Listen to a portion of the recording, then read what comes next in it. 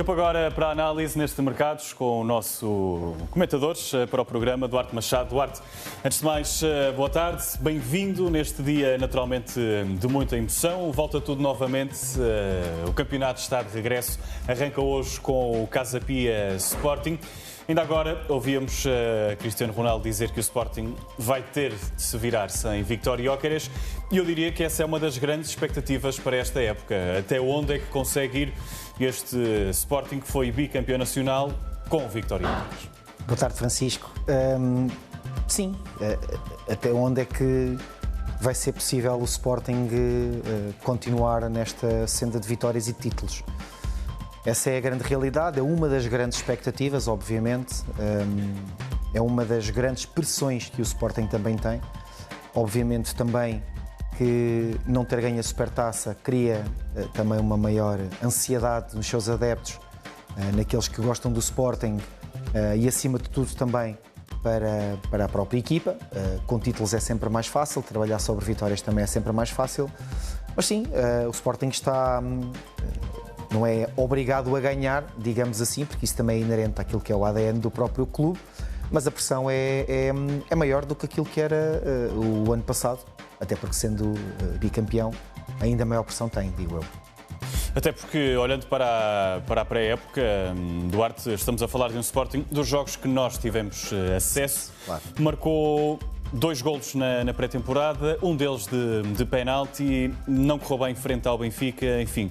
Estamos a falar de o Sporting tinha um jogador que marcava 50 golos por época e agora o ataque pura e simplesmente parece não funcionar. Parece ainda refém daquilo que eram as características de Gyökeres. Isso é uma das grandes questões que o Rui Borges tem que trabalhar. E aí não há dúvidas relativamente a isso. O retirar esta parte de estarem agarrados às características de um avançado, que obviamente fez muita diferença e temos que dar esse mérito e esse reconhecimento também a Gyökeres e os quais todos os jogadores estavam habituados. O Rui Borges tem que arranjar dinâmicas diferentes. Arda já era um atleta conhecido para o Rui Borges, já poderiam ter sido criadas algumas dinâmicas também para a Arda, para facilitar o trabalho de Arda e para facilitar também o trabalho de quem fornece Arda ou quem aparece em zonas de finalização. Vamos ver se teve tempo para trabalhar estas dinâmicas com o Luís Suárez. Quem é que tu achas que vai jogar de início? Isso é uma questão para queijinho, para milhões, não é? Como se costuma dizer. Muito sinceramente, eu acho que vai jogar Suárez.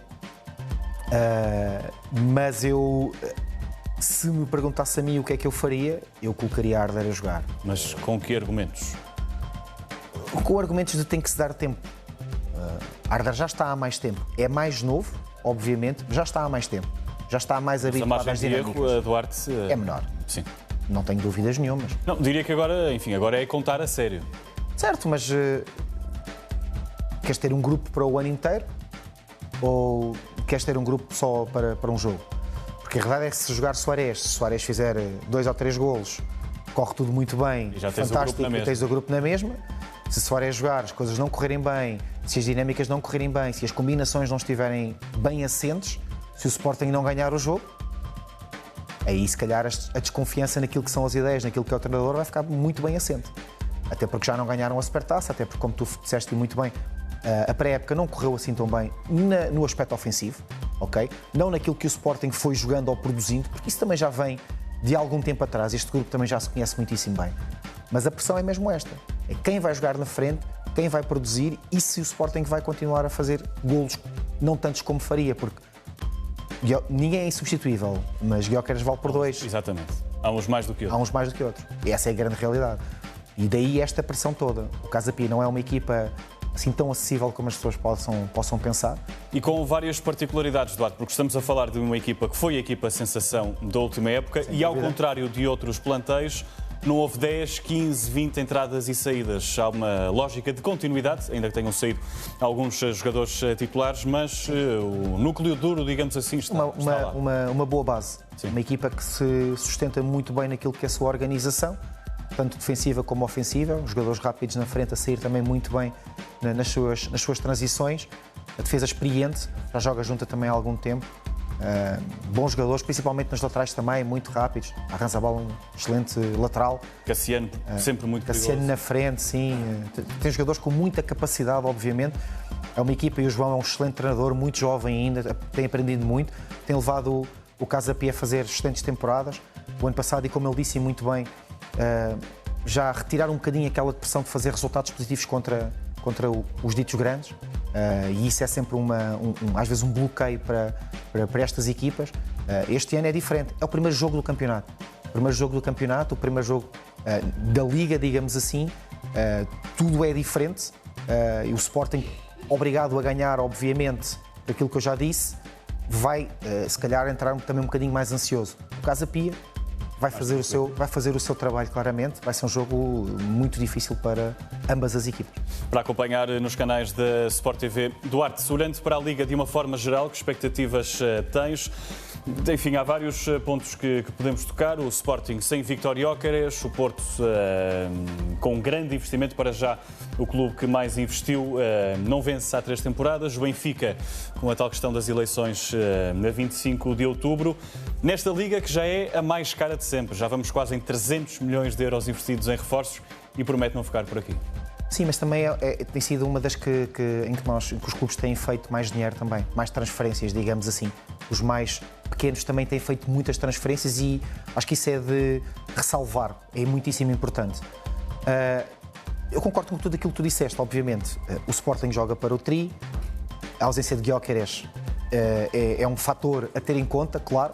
É talvez uma das melhores contratações que o Benfica e o Flóculo Porto tiveram, podemos pôr em tom de brincadeira, obviamente, mas claramente neste aspecto. O Benfica fez um investimento também muito elevado, está à procura ainda de jogadores. Eu acho que o Flóculo Porto fez um excelente mercado, reorganizou-se de uma forma incrível. Eu acho que já vamos ter a oportunidade de falar, mas a questão às vezes da tragédia pode levar a que o grupo até se una de uma outra forma para poder ter ou fazer uma época ainda melhor, digamos assim. Espero não só que os três estejam cada vez mais aproximados, mas espero um Braga também muito forte. Espero um Braga bem mais na frente do que tem acontecido nos últimos anos. Um Vitória que, com todo o trabalho que tem sido feito e apesar de treinador novo, que consiga também chegar cada vez mais ou cimentar-se cada vez mais na Europa. Tentar perceber como é que o Santa Clara vai fazer relativamente àquilo que é, e em princípio tem a eliminatória na mão, relativamente àquilo que é as competições europeias e aquilo que já é conhecido com o desgaste que é normal e sabido destas equipas. Expectativa também para perceber se o campeonato consegue estar ou escalar aqui 1 ou 2 patamares em termos de qualidade naquilo que são as equipas mais equilibradas, diria de meio da tabela para baixo, ou então se realmente vai haver um buraco ou um gap muito grande entre estas equipas que têm investimentos maiores e os ditos mais pequenos, digamos assim. Até pela previsão da Liga, que quer até 2028 recuperar o 6º lugar no ranking da UEFA. Olhando agora para o mercado, propriamente dito, Duarte, Pavlidis e Samu interessam ao Newcastle, que aparentemente vai ficar sem Isaac. Sim, sem uma das suas maiores referências, digamos assim, do ataque. Não me surpreende. Surpreende-me um pouco mais Samu do que Pavlidis, tenho que ser muito sincero. Não por aquilo que eu acho que é o potencial de Samu, mas por aquilo que Pavlidis já fez, obviamente, e aquilo que Samu ainda terá que fazer. O final da época de Samu não foi, obviamente, muito bom. Pavlidis aí sim já demonstrou outra capacidade e outra qualidade, também outro tipo de experiência, mas eu acho que, e falámos há bocado do mercado do Flóculo do Porto, Luuk de Jong é uma jogada fantástica de André Vilas-Boas. Por tudo, até pela forma como foi apresentado. Fabulosa, sem dúvida nenhuma. Um Flóculo do Porto como já não se via há muito tempo, de organização, o tal secretismo que é necessário. E disse que não é muito normal, obviamente, nos tempos em que nós estamos, obviamente. Mas também poderia ser para comatar uma saída destas. E Samu poderia a qualquer momento ser um alvo de um dos tubarões. O mercado ainda está a mexer. Sim. Ainda está a mexer e eu acho que o Flóculo Porto fez muito bem em contratar Luuk de Jong. Por outro lado, Ivanovic já demonstrou também ter a qualidade suficiente para poder jogar, ainda que num esquema diferente, a 2, mas pelo menos com as características que interessam. Já fez golo, já mostrou que tem capacidade de transporte, tem capacidade e agressividade para chegar às zonas de finalização, e aqui poderia colmatar de uma certa forma a saída de um destes dois avançados. Era uma perda para o campeonato português, obviamente porque são dois avançados de qualidade, e era uma perda obviamente também para os dois clubes, mas podemos estar a falar aqui de valores bastante elevados. Os dois têm cláusulas de rescisão de 100 milhões de euros, contratos até 2029. Vamos ver, mas é bom sinal para Portugal porque tem jogadores ainda de qualidade e que os tubarões europeus estão de olho. Sport TV no Porto, o Sebastião Sousa Pinto conta-nos as principais novidades da semana. Boa tarde, Sebastião.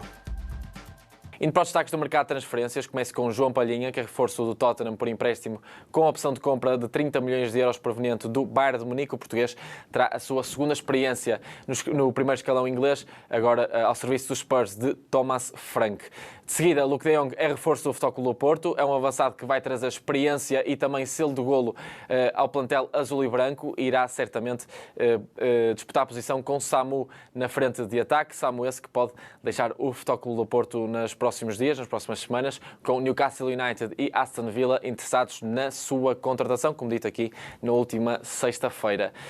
No Sporting, Vaianidis e Ricardo Mangas reforçam as laterais e vão dar frescura a Rui Borges. E estou particularmente curioso para perceber como é que se irá encaixar Ricardo Mangas no plantel leonino, visto que na última temporada, antes de deixar o Vitória Sport Clube rumo ao Spartak Moscovo, Mangas era o melhor marcador do plantel, na altura comandado por Rui Borges, e portanto estou curioso. Para a próxima semana vou deixar aqui novamente a dica de Jota Silva, novas novidades que se calhar se estava à espera nestes últimos dias. Volto a tocar no assunto, com o Sporting interessado na sua contratação. O Nottingham Forest está disposto a negociá-lo por 15 milhões de euros num empréstimo com a opção de compra, ou então por metade do passe, ou seja, 7 milhões e meio de euros. De seguida, Diogo Costa e Futebol Clube do Porto receberam uma sondagem do Al Nassr, como dado em primeira mão, mas não é certo nesta fase que os sauditas irão apresentar uma proposta pelo guardião português e, portanto, situação para acompanhar. E, por fim, Aktürkoğlu continua com o interesse forte do Fenerbahçe, que está em negociações com o Benfica para a sua contratação, mas até o momento sem acordo total entre todas as partes e, portanto, são situações para acompanhar na próxima semana. Portanto, vejo na próxima sexta-feira e já sabe, o relógio está a contar.